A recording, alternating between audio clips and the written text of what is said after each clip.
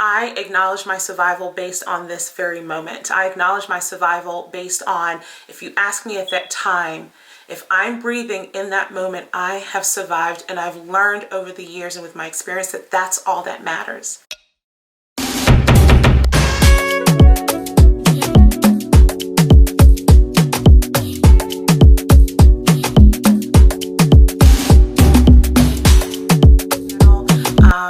I'm gonna need for you guys to do something before you watch any further, and that's make sure you hit the subscribe button if you have not already done so, and if you have, welcome back.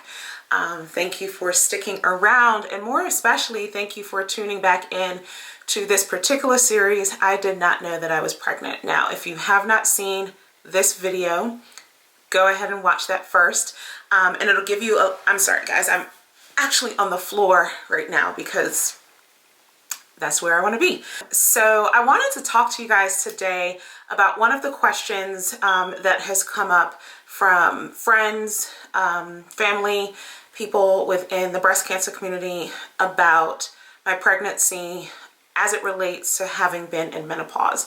So today I'm going to talk to you guys about what my life was like being in menopause, the symptoms of menopause, which I'm going to say right now was not easy, was not fun, especially in your late 20s, in your early 30s, feeling like you are 60, 70 plus years old does something to your mental health and your quality of life. But I trucked it through. So I want to talk to you guys about life with menopause and what the plan is as far as potential menopause in the future. So let's get started. All right, so life with menopause. What can I say? Vaginal dryness, changes in skin. It was almost like I was going through puberty all over again with my acne. Now, you may have heard in some of my other videos, I've made it very clear, I just naturally have acne-prone skin, but to then have chemotherapy on top of that, then be induced into menopause, which induced into menopause at such an early age.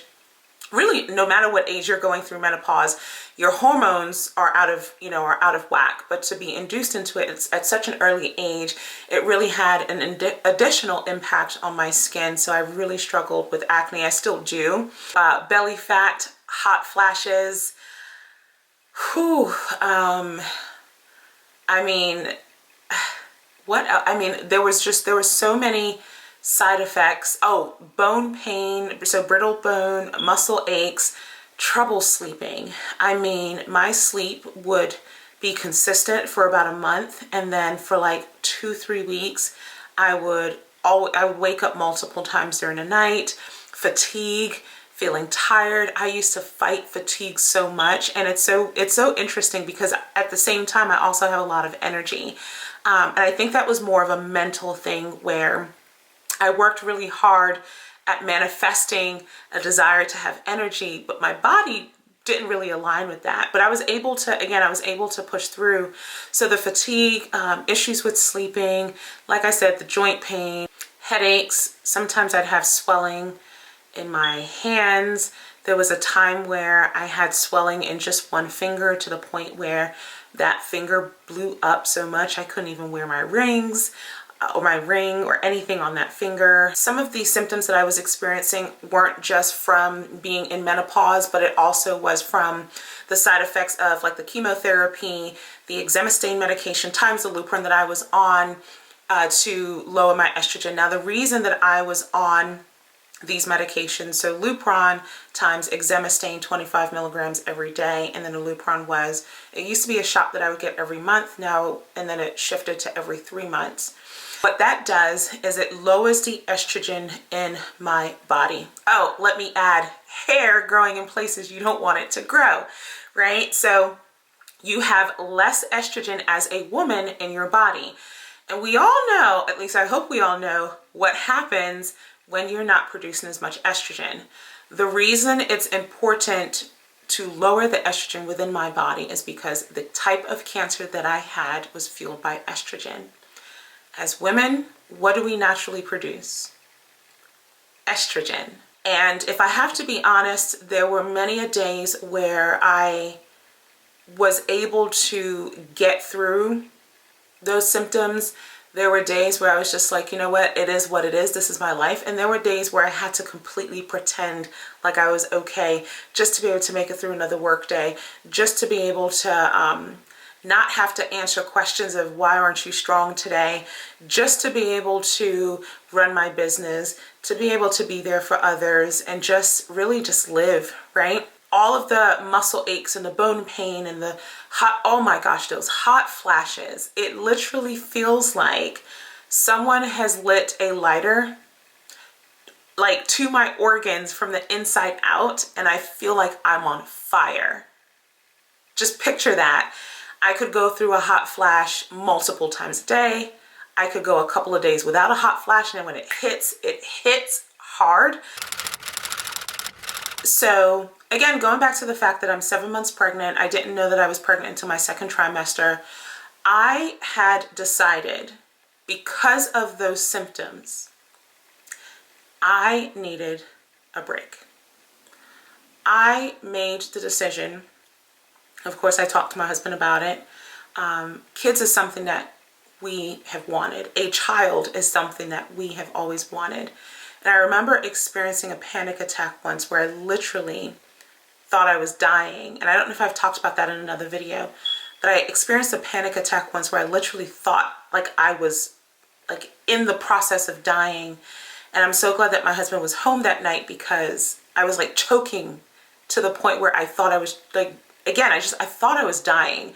And I remember when I finally was able to, you know, decompress out of that, first thing that came to my mind was, I can't bring a child into this world because I want to survive.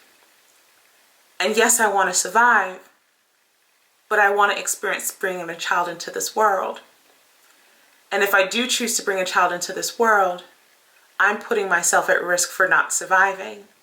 So it's this debacle, you know, this personal debacle of what do I choose? You know, what do I want? Do I go for what I want so that I can live and thrive and have experiences? Or do I sit back and potentially miss out on opportunities that I know I really want to experience because I want to survive? Survival, a child, survival, a child, both. And for those of you guys who may have never seen my tattoo before, it says a day awake is a day survived. So the simple fact that I woke up today, I have survived. And at that point I said, I'm tired of pretending like these symptoms aren't decreasing my quality of life. When I wake up in the morning, it's literally like a pop lock show. Every single bone in my body, from my ankles to my kneecaps to my toes to my wrist to my elbow, would be in so much pain, and I would have to literally like pop each bone one at a time. Now I perfected how to do this all within like 4 to 8 seconds where you wouldn't really notice. But if you listened close enough, you could literally hear pop, pop, pop, pop, pop, like one pop after the other, after the other. And it was painful. It literally is painful. And I was tired of experiencing that. So anyway, I had a conversation with my oncologist as well as my general surgeon. And my oncologist was not the most excited about me taking this break, right? Part of the reason is this regimen that I'm on, the Lupron plus exemestane that I talked about. I need to be on this for at least 10 years, because that's what studies, right? That's what studies show would be most effective, especially being young. One of the things that has always stuck out to me that he mentioned was, because you're so young, you have more years to live, which means more opportunities for this cancer to return. Now, do I live by that? I try not to. Is that something that I have to keep in the back of my mind? Absolutely. I have to be rational in this journey. I have to be logical in this journey. Even when people around me are telling me there's nothing to worry about, I don't live day to day as though there's something to be worried about. But I'm also not going to be silly and sit back and say, it's not possible. I'm not going to be silly and sit back and say I'm exempt, because the reality was I wasn't exempt the first time that I was diagnosed, right? Do I expect to be re-diagnosed? No. And I pray every day that I never will be. But I'm also trying to be extremely logical, because if God is to say, I need you to go through this again, I want to be prepared, and I want to know that I've at least done, I've taken measures to increase the likelihood of my survival, whatever that is. So there are natural things that I do, holistic things that I do, as well as Western medicine. I combine both. I was tired of feeling the way that I did. And in that moment, my oncologist said, let's give you about a year, no more than that, to take a break from your meds and feel like the old Natasha again. I don't think I was looking to feel like the old me. I just didn't want my bones to hurt the way they were. I didn't want to have vaginal dryness anymore. I did not want to experience these hot flashes multiple times a day. I wanted to feel, at the time that I made the decision, I wanted to feel like a 32-year-old woman. That's what I was seeking. Now, here's the interesting part.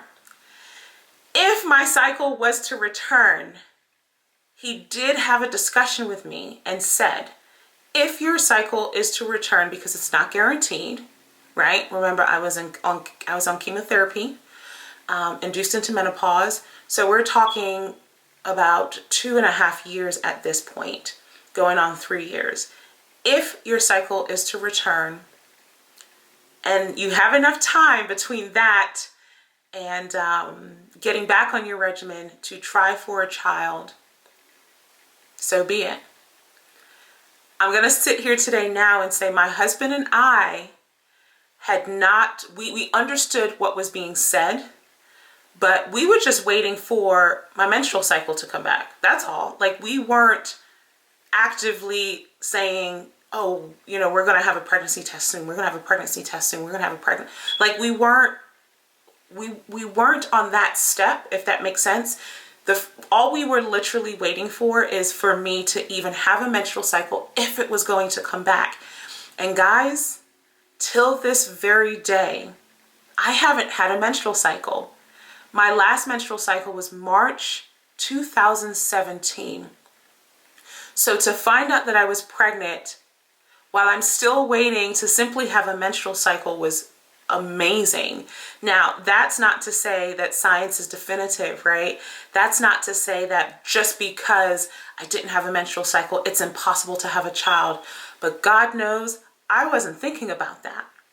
Not that step, right? Simply it was, well, let's see if you get a period, and then if you do, sure. We're not going to not try if it's within that bracket that I felt safe not being on my medication. Well, I stopped my medication officially May 2020. Guys, I was already pregnant by, let me see, found it in October, September, August, July, June. I was pregnant within like a month or so, maybe month and a half. No menstrual cycle. And again, we're literally sitting here waiting very passively, because we know that there's a chance that it wouldn't come back, and it never did come back. And I'm 7 months pregnant, no menstrual cycle, and I probably won't even ever have one, because I'll be going back on my medications after this. So that's basically that part of this story, and that is basically that part of this story of I did not know I was pregnant. So for those who are wondering, yes, I did pause my medications with the intentions of taking a year off to regain quality of life. But, God has the final say, and I literally ended up pregnant, and I am enjoying not being in menopause right now. On the flip side, I'm learning to adjust to this new body. I just feel so chunky, but I'm learning to adjust. I know I don't have a right to complain. I am forever grateful for this experience. I'm excited for this experience as a 33-year-old woman who has had one interesting heck of a life. Even before cancer, I've had a story, and cancer just made it a little bit more interesting. So I am not currently in menopause. However, once I give birth, I will be reinduced back into menopause, which means back to dealing with those horrendous symptoms, but I know I can do it. And I'm going to do it. That is my personal choice.